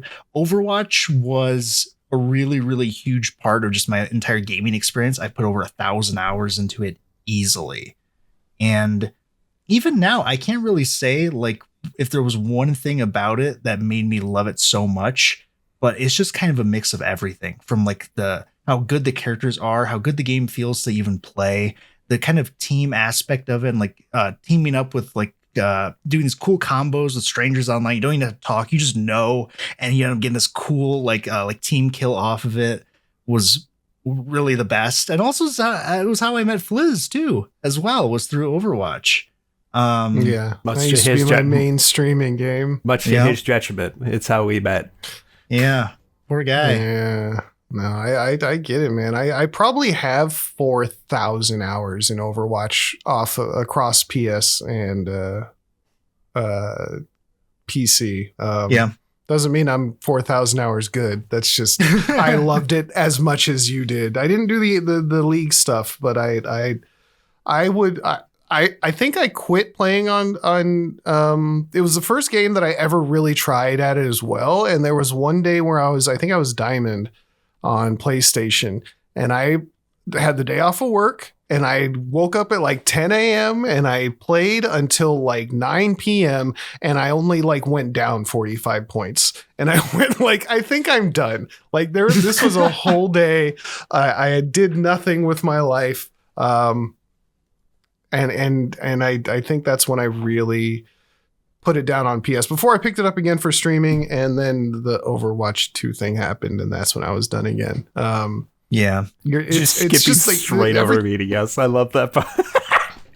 Well, I mean, I talked about it. It's fine. We did, yeah. That's how we started this. But like, there's no noteworthy moments. Me and Linus right you decide. Well, no, I'm gonna be real. Like, I don't think we actually all played Overwatch that much together. I think I streamed. I think I was pretty much done streaming it within a couple months after meeting you guys. I think me and you, Fliz played a bit. We did, but like we only play. Okay, we only played. You refused to play rank for the longest time. Yeah, I didn't play play quick play, and there'd be fucking top 500 players in your games, and I was like, this sucks, so I didn't want to play it that much. And then we finally got into ranked, and then I felt kind of done. And then Overwatch 2 came out. Like we really didn't, or it came out. Well, I guess Blizzard had a big problem. That's what happened, and we all kind of stepped away. We boycotted Blizzard. That's what happened. That's why we all stopped. Yeah, we did. And then finally, when like all the news came out, Overwatch didn't do anything wrong, the Overwatch team. That's when Overwatch 2 came out, and we were just like, yeah, no, that doesn't look that great. You want a trip after we record this, go watch like the original Overwatch 2 promo for like what they were going to do. And because I watched it a little while ago, a couple weeks maybe. I don't know how it came up, but I watched it and I was like, man, this actually looked like a lot of cool stuff was going to happen. It did. I was following bad stuff happened. Just everything about the game is I mean, it's still, I picked up Overwatch 2 a month or two ago and was playing quite a bit with some of the people in the Discord late nights. Just quick play, and I was enjoying it. I mean, to clarify, like, there's nothing wrong with Overwatch 2, and I've said this before. Like, Overwatch 2, or just Overwatch now, like, it's still a fine game. Like, there's nothing wrong with it. It's just that era of Overwatch specifically was such like it was a really fun time. And it was a phenomenon. Yeah, and there's something about there's something that it lost on the way to what it is now that I miss about what it was. And it could just be, some of the people that we played with don't play anymore. Jeff. That's it. We lost Jeff. Yeah, that was a big thing. And to go over, I refused to play rank with Fliz. The big thing, the issue I had, was I would keep trying to like improve at the game. The problem was like all the people I played with, they did not really improve as much as I did at the game. So it became kind of a problem where like I could not play the game with them anymore. And not only that, they hated playing the game with me now. Because I eventually just switched to quick play, so I didn't like go up in rank anymore. And you would just end up fighting like a bunch of like master, grandmaster pluses, and that wasn't good. No, that's always a problem. That kind of happens with any group hero shooter. Is you have your friends and you want to play with your friends, but like I personally like I'll crack out on a game. And then by the time people play with me, it's not that they're like any like really worse. It's that like the matching system has made me match since I've played so much with people who are at a certain level, which it's not fun for the newer folks who don't have as many hours in to play with, Yeah, that was definitely a thing. But for me, Overwatch definitely like just overall it's just a sensation. Not only just as a video game, but also like the cinematics and everything too are really, really enjoyable to watch. I love the Overwatch cinematics. I really wish they had like a proper story mode. I know they have story missions now. I never really did them. But I was really hoping for that Overwatch 2 story because I was actually very, very hyped for it. I'm telling you, Overwatch 2 promised a lot of good stuff. Yeah. Go rewatch that. The things, I mean, there's some of it in Overwatch 2 now, but it's not what they promised. I know that much. Yeah, it could have been great, but it is what it is. That's it for me, though, for Overwatch, at least. Do you have another one, Mr. Strider? I do. Because the game I want to talk about next is Monster Hunter Rise, specifically Sunbreak's DLC. Because that's what I really fell in love with Rise. Even if it has some questionable decisions. But because Monster Hunter Rise is of the 3 Monster Hunter like games I've played, in basically baselines plus expansions, is my favorite of the 3. And it became that way with Sunbreak, because Sunbreak is like G rank equivalent master rank, is probably my favorite the series has done. In terms of, it has my favorite end game system. It has some of my favorite fights, including my all-time favorite fight of the Monster Hunter series. I like the pace of it. It's probably my favorite because it's, in my opinion, the fastest of the 3. And it's not particularly close. Although, with what we saw today from Wild's expansion, they could be a contender that they will approach Rise's breakneck pace, which will be a little concerning.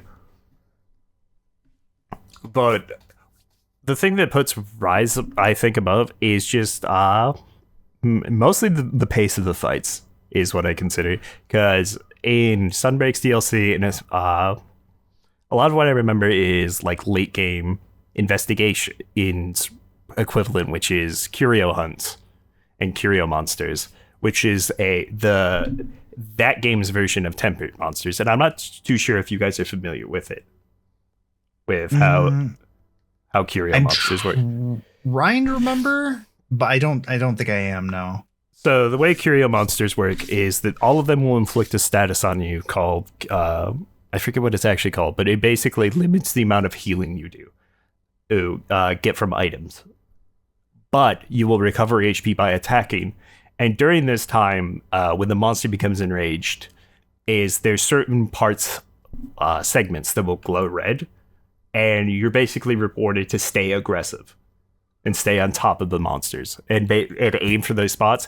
Because if you do enough damage to them, like if you break those parts enough times by dealing enough damage to the parts that are glowing, they will keep popping. And if you do enough of them, you get a knockdown. If you fail to do enough of them, an explosion happens, which you can avoid. But it rewards staying aggressive. So a lot of the endgame fights are very hyper-aggressive dances with the monsters, which dual blades being my favorite weapon. It was I very much found that to be the funnest monster hunter for me. And because the other thing that I enjoyed is with Sunbreak is the introduction of, like, with the more switch skills, is they put in another style of skills for the dual blades, which is based around aerials. So you had a very airborne game with the dual blades, and I found that to be the funnest dual blades that I've experienced in the Monster Hunter series so far, because aerial dual blades were a ton of fun.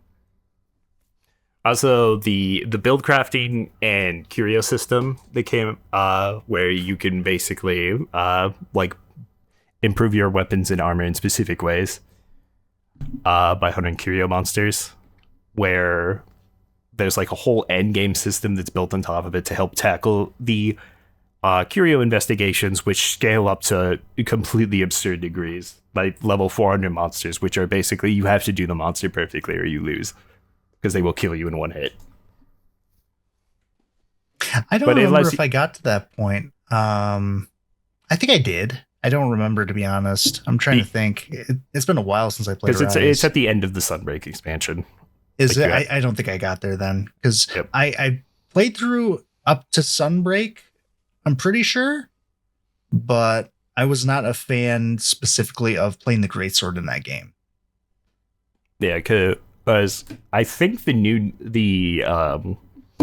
thing we saw in today's trailer for Wilds is the Greatsword style that got added in Sunbreak. Is Surge Slash. That's what it's called. The Surge Slash Greatsword style, which was supposed to be a more agile, multi-hitting form of the Greatsword, so quicker attacks that are more chained together. But I've seen a lot of people say that Surge Slash Greatsword was a ton of fun, but I've never played Greatsword because I can't comment on it personally. Well, really, it's I remember for me, it was the wire bugs. I was not a fan of the wire bugs. It wasn't so much playing the Greatsword. Playing Greatsword just in general, for at least older fighting games, I think, older Monster Hunter games, and I think Rise was like this too, is really difficult because it is such a like high committal weapon. Like you just can't move once you start. Like you are just locked in pretty much. That you really need to know the monsters really well, so it can be super frustrating. I remember I just really did not like the movement of the wire bugs and how it just felt like really clunky, and it felt like I was using the wire bugs more than I was using my actual weapon, and it just got like I just kept being frustrated by it. You know what I mean? But I do know Monster Hunter Rise, the it has a ton of monsters, which is really cool. How did you feel about what's that? What is it called? Is it like the Rampage or whatever? And there's like a bunch of monsters like trying to. The Rampage? Yeah, no. There's a reason it didn't return in Sunbreak at all. There's a reason they dropped it. And the Rampage was fine. But I didn't mind it, but I definitely see why the community in general, like collectively disliked it. I thought it was funny. It was just like a fun thing to do. I didn't really think there was like ever much of a point to it though, but it was like cool to have. No, but like other than that, like Rise, everyone had a lot of fun with Rise. I remember we all played it together in here, and it was a lot of fun. Because I still haven't gotten all the way through Rise's content yet. I still need to get the Risen Dragons like fully unlocked. I like started to fight them. But my favorite fight in the series, Primordial Malzeno, is an absolutely insane fight.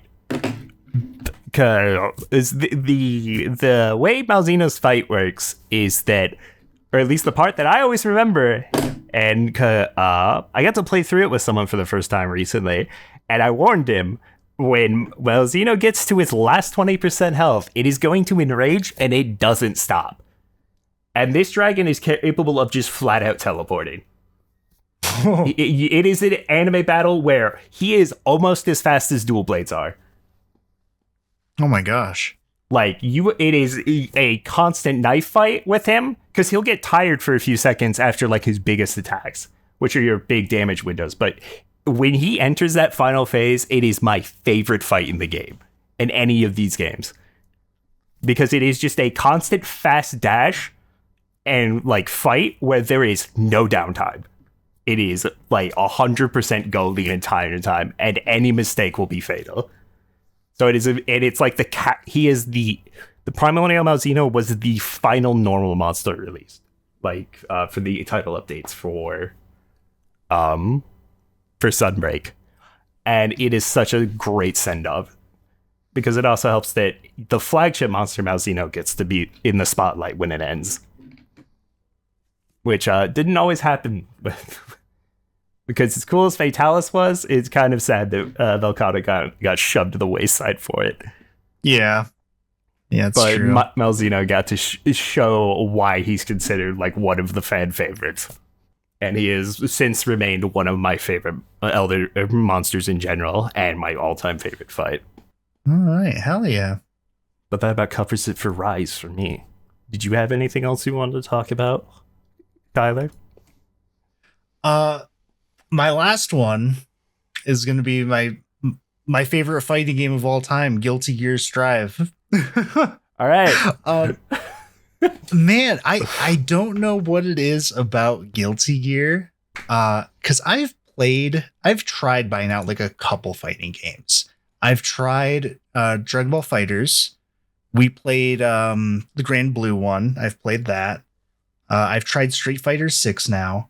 And I've played like some of the other Dragon Ball, like, fighting games, but like the ones that don't count. They're not real fighting games, like Budokai Tenkaichi and stuff. But something about Guilty Gear Strive just like feels correct in a way that those other ones haven't. I'm very excited to try Marvel Tokon as well, because that's coming out later this year. But Guilty Gear is just this like wonderful mix of like, the characters are so good.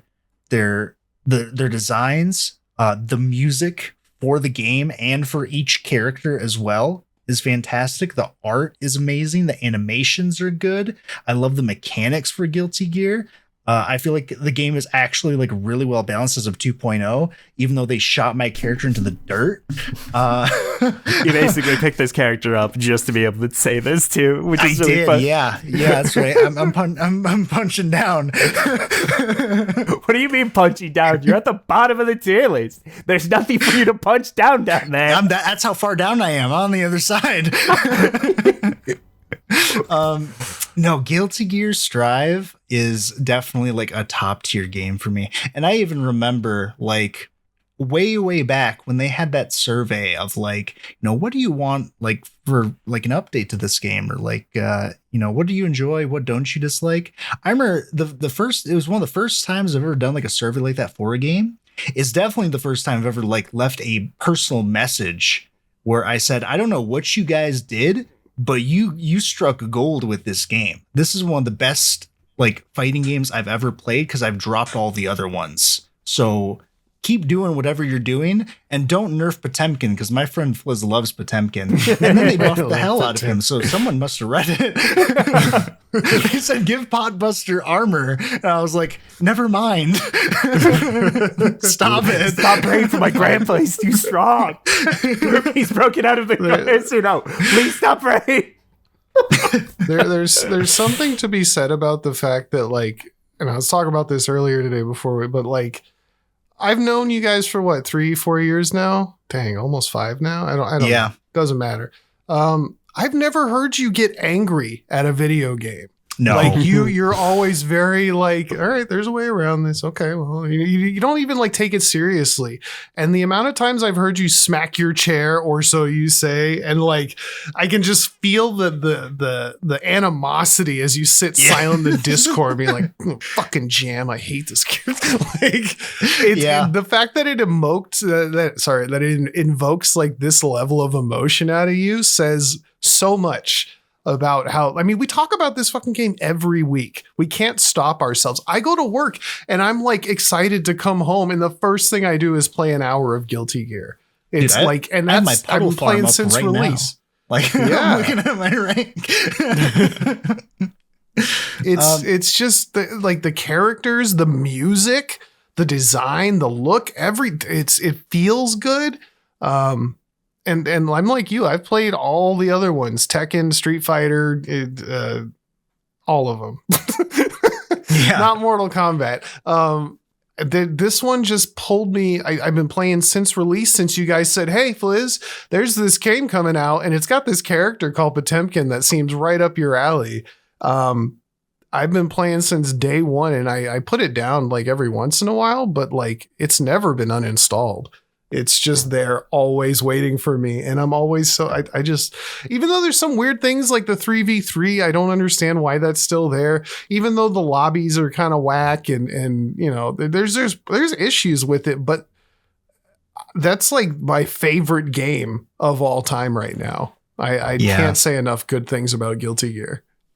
For me too, like about the whole, I get really mad at this game. Because like I said before, like with Overwatch, like generally I play very casually for games. Like I don't try to really get better at most of them. I just play them and it's fine. And when you're playing a fighting game, what's so different about just like games like Overwatch or like League of Legends, like everything that happens is on you, right? Like it is your fault that you're in this situation. There's no one to blame. Like there's answers for everything. And sometimes it's just rock, paper, scissors. But at the end of the day, you're making that decision. So when you have games like that and you're trying to do better and improve, and pretty much the answer is always you fucked up, like, you know, GG, go next. Yeah, I get really mad because I'm getting mad at myself. And also I'm getting mad because I don't know the answer. Like I just don't know enough, and I should know what the answer is, but I don't. And I just need to like keep improving at the game. It's just so obvious that I'm just not there yet. And that is like a constant thing as you play fighting games. You're constantly trying to get better. And what's addicting is like once you finally like you learn that matchup, you realize what the answer is. And now you just have to train yourself to respond correctly. When you do it, it's a good feeling. Like it is top notch. Like feeling that improvement and like witnessing it and realizing you landed that combo you've been labbing for like 12 hours the other day is like incomparable to any other game in any other genre, really. It's just really, really nice. So Guilty Gear for me is definitely one of the top games of all time. I love it. It's like what I feel like a fighting game should be, even though a lot of people will definitely disagree in the fighting game community. But I love Guilty Gear Strive, and I will remember the time that me and you played we played a set, and you had hopped off right after our set finished. It was ABBA versus Ago, and Flizza asked me, is he okay? Did you guys have fun? And I just went, no, neither of us had any fun there. He was like, why? Because I was like, it was 2 single-player games. Either I got to play and shut him out completely, or you touched me once and I exploded. Like, and it's just, it was 25 games of 2 people trying to force a single-player game, and we were both frustrated by the end, so mad by the end of it. Dude, it's especially because it's kind of nice that I picked ABBA at 2.0 because I never played her before this. So like I know no other life for ABBA. Like, I only know her when she was absolutely terrible. And watching like some videos where people talk about her, like I can't even like comprehend like how much she had lost or like the options that were available to her that are just gone now, or even just things that are like really just a problem for her. Like I was telling Flizz the other day, like if ABBA, like if you block a far slash from ABBA, her only options to make it safe from a reversal are to do like one, like cancel special immediately into one that gives no value and is negative on block, or Roman cancel. If she doesn't do either of those 2 things, she will get hit by DP every time, no matter what. She cannot block it. Like guaranteed. There's no other normal she can go into. Nothing she can do besides one of those 2 options, which is like, you know, that's just my life now. If I fight a Leo, I have to, that's always in the books. Or if I fight anyone with the reversal, that's always in the books. And it's rough going from Kai, who's one of the best like characters in the game. But I'm going to do it because I'm very stubborn. So yeah, I don't know. I love Guilty Gear. It's such a good game. And also the music is probably one of the best OSTs in gaming, just in general. Like every pretty much every one of them is a banger. And I listen to them just about like every day. What's y'all's number 1 song off the album? Oh God. Off of the album or just the entire Guilty Gear song? In the game, you know, just what's the number 1 Guilty Gear song to you off Strive? It's in Strive? Heavy Day, because it's in there. Oh, that's cheating. That is cheating. I'm going based off like the character themes. Oh God, that's so tough. I don't even know. Like there's so many that are just like a tie for me. Because if you want to go off Strive songs alone, it's probably Crawl. Yeah, Crawl's good. I really like Slayer's theme. Happy Chaos is great. People really don't like jams, but I love jams. People like jams, I think. I think the general consensus I've seen is that people like it. It is. It's nothing like Giovanna's, which I don't think I've ever found a Trigger fan go, I fucking love Trigger. Like people either go like it's good, it's fine, or they just don't like it. Or they go, what's her theme? Like the amount of people I've seen them go, what's her theme sound like again? I actually don't mind that one either, but I don't know if I could choose. It's just a favorite. so forgettable comparatively to I just listened to the start of it and I realized I skip it every time. Yeah. I don't like Trigger. I don't know if I could pick a favorite between them. Like, we need more character verse themes. That's what we need. Because Get Over Nightmares is also a fantastic song. If I had to, maybe Slayer's theme. I really like Slayer's theme. It is a pretty good one. Nice. What about you? What about you, Fliz? Do you have a absolute favorite? No, it rotates. Like some days I'll like Faust theme the most. Some days I'll like fucking That Is Bullshit. I don't even know the names of the songs. I like the main theme, sometimes the Smell of the Game. I think Milia's theme is the one I always like the most. But if you're playing in the game with Potemkin, like it doesn't even get to the good part and the game's over. It's because you're fighting Milia. It's Milia's theme, and then she's dead, and the song hasn't even started going yet. What do you think of the new theme? Frustrates me. Master of your soul. You master your own soul. I don't like it. I'm not gonna lie. I might get hate, but I actually am not a fan of Master of Your Own Soul. I hate Jam's theme. I hate it, and it can get out of my game. No, I love it. Not Jam. I love Not it Jam. so much. Sorry, not Jam. May. I don't. I was like gonna May. say you're talking about May because I know what Birthday you're talking. Train, get out of my life. Disaster. You don't like those songs. Disaster of Passion? It's so. I It's so don't. girly pop. I hate it. It's no, so girly get pop. it? No, I'm here for a fighting game. I'm not here Oh for my whatever the fuck gosh. that is. Oh my gosh! But Yeah, shout outs- that's like some of the complaints I've heard about Jam's theme is it's too poppy. Which Okay. I think is. I have like, another question ridiculous. for you about the music. What's your favorite? What is this line? My favorite. What is this line? Like, because Oh, mine is the Load one that- Infections A B C D E F Go. That's still so funny to me that you look at the lyrics and that's what he's saying. I think the bee's knees one. Bee's That one's Knees is always pretty funny to good. me. Yeah. Oh. But yeah, that's it for me. Do we have any others? Well, I think we're just waiting for Fliz. I think he had to step away for He a said second. that he didn't have anything I else, do. so I think My real life is starting to knock at my door in Uh-oh. unpleasant ways. Do you want us to wait So, for you anyway. and then we can just end it? No, it's not like it's not like that. It's not like I can take care of it. Like I have kids and shit. Like I can't. We've been in here for 2 hours, so we're coming to an end. After, unless you have some other stuff you want to talk about after whatever Jacob has left. No, that's it for me. All right. I can close out with that. Oh, you're good there? Yep. All right. Well, shoot, we made it. I'll have to do some editing, but oh my God. Uh-oh. Hold on. Okay, I think we're good. All right, you're good there. Well, I guess those are our greatest of all times 100 episode. Jeez, it's been 100. Yeah. 100. Where does the time go? 100. I just want to say thank you, gentlemen, for doing this with me. It's been. I know we like fuss and fight before we get to it, not with each other, but just like about doing the podcast itself. But every time we actually start doing it, I start enjoying myself pretty quickly. Yeah. I've had a good time doing this with y'all. Thank you very much for all the memories and the fish and the games and all the. Just good stuff. It's something I look forward to every week until we're about to do it, and then I hate it, and then we do it, and I look forward to it again. I hate starting the podcast. I don't mind recording the podcast. That's what I'm talking about. Like just getting it going, getting like getting off of work and be like, fuck, we got to do this again, like and then going we to the start doing it, gym. and I'm having a good time. Yeah, it really is. It's just like we got to force each other to do it. So, it's been a pleasure, gentlemen. Oh yeah, same. With that being said, recommend us some of your, if you're still listening 2 hours in, recommend us some of your favorite games. Tell me what we should play next.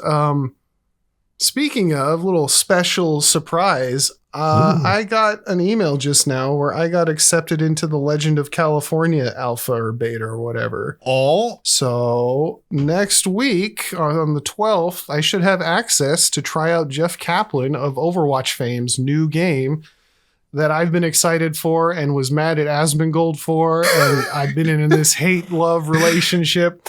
I'm super stoked to give it a try, and I will record and report back, and hopefully one of y'all are getting in, and then we'll just be playing by myself. But let's see. Yeah, I haven't it's- heard anything yet, but we'll see. yeah, well, I got in because I used the creator. I got it as a creator. Gotcha. I used our credential.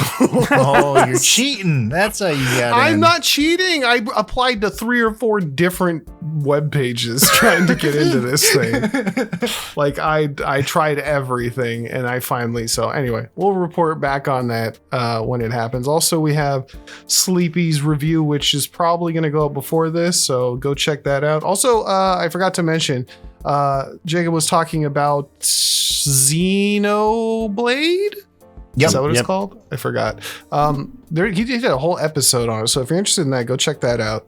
It's in the previous things. He got like a whole thing about the new remake or the newer remake. So go look at that. Other than that, if you have any questions or comments, leave them on the video. Leave us a like or send a email to giantenemycrabpod@gmail.com. I was thinking of making a short advertising to indie devs to like, hey man, if you're making a new game, hit us up and I'll make a short for you and we'll talk about it, or we can play it and review it.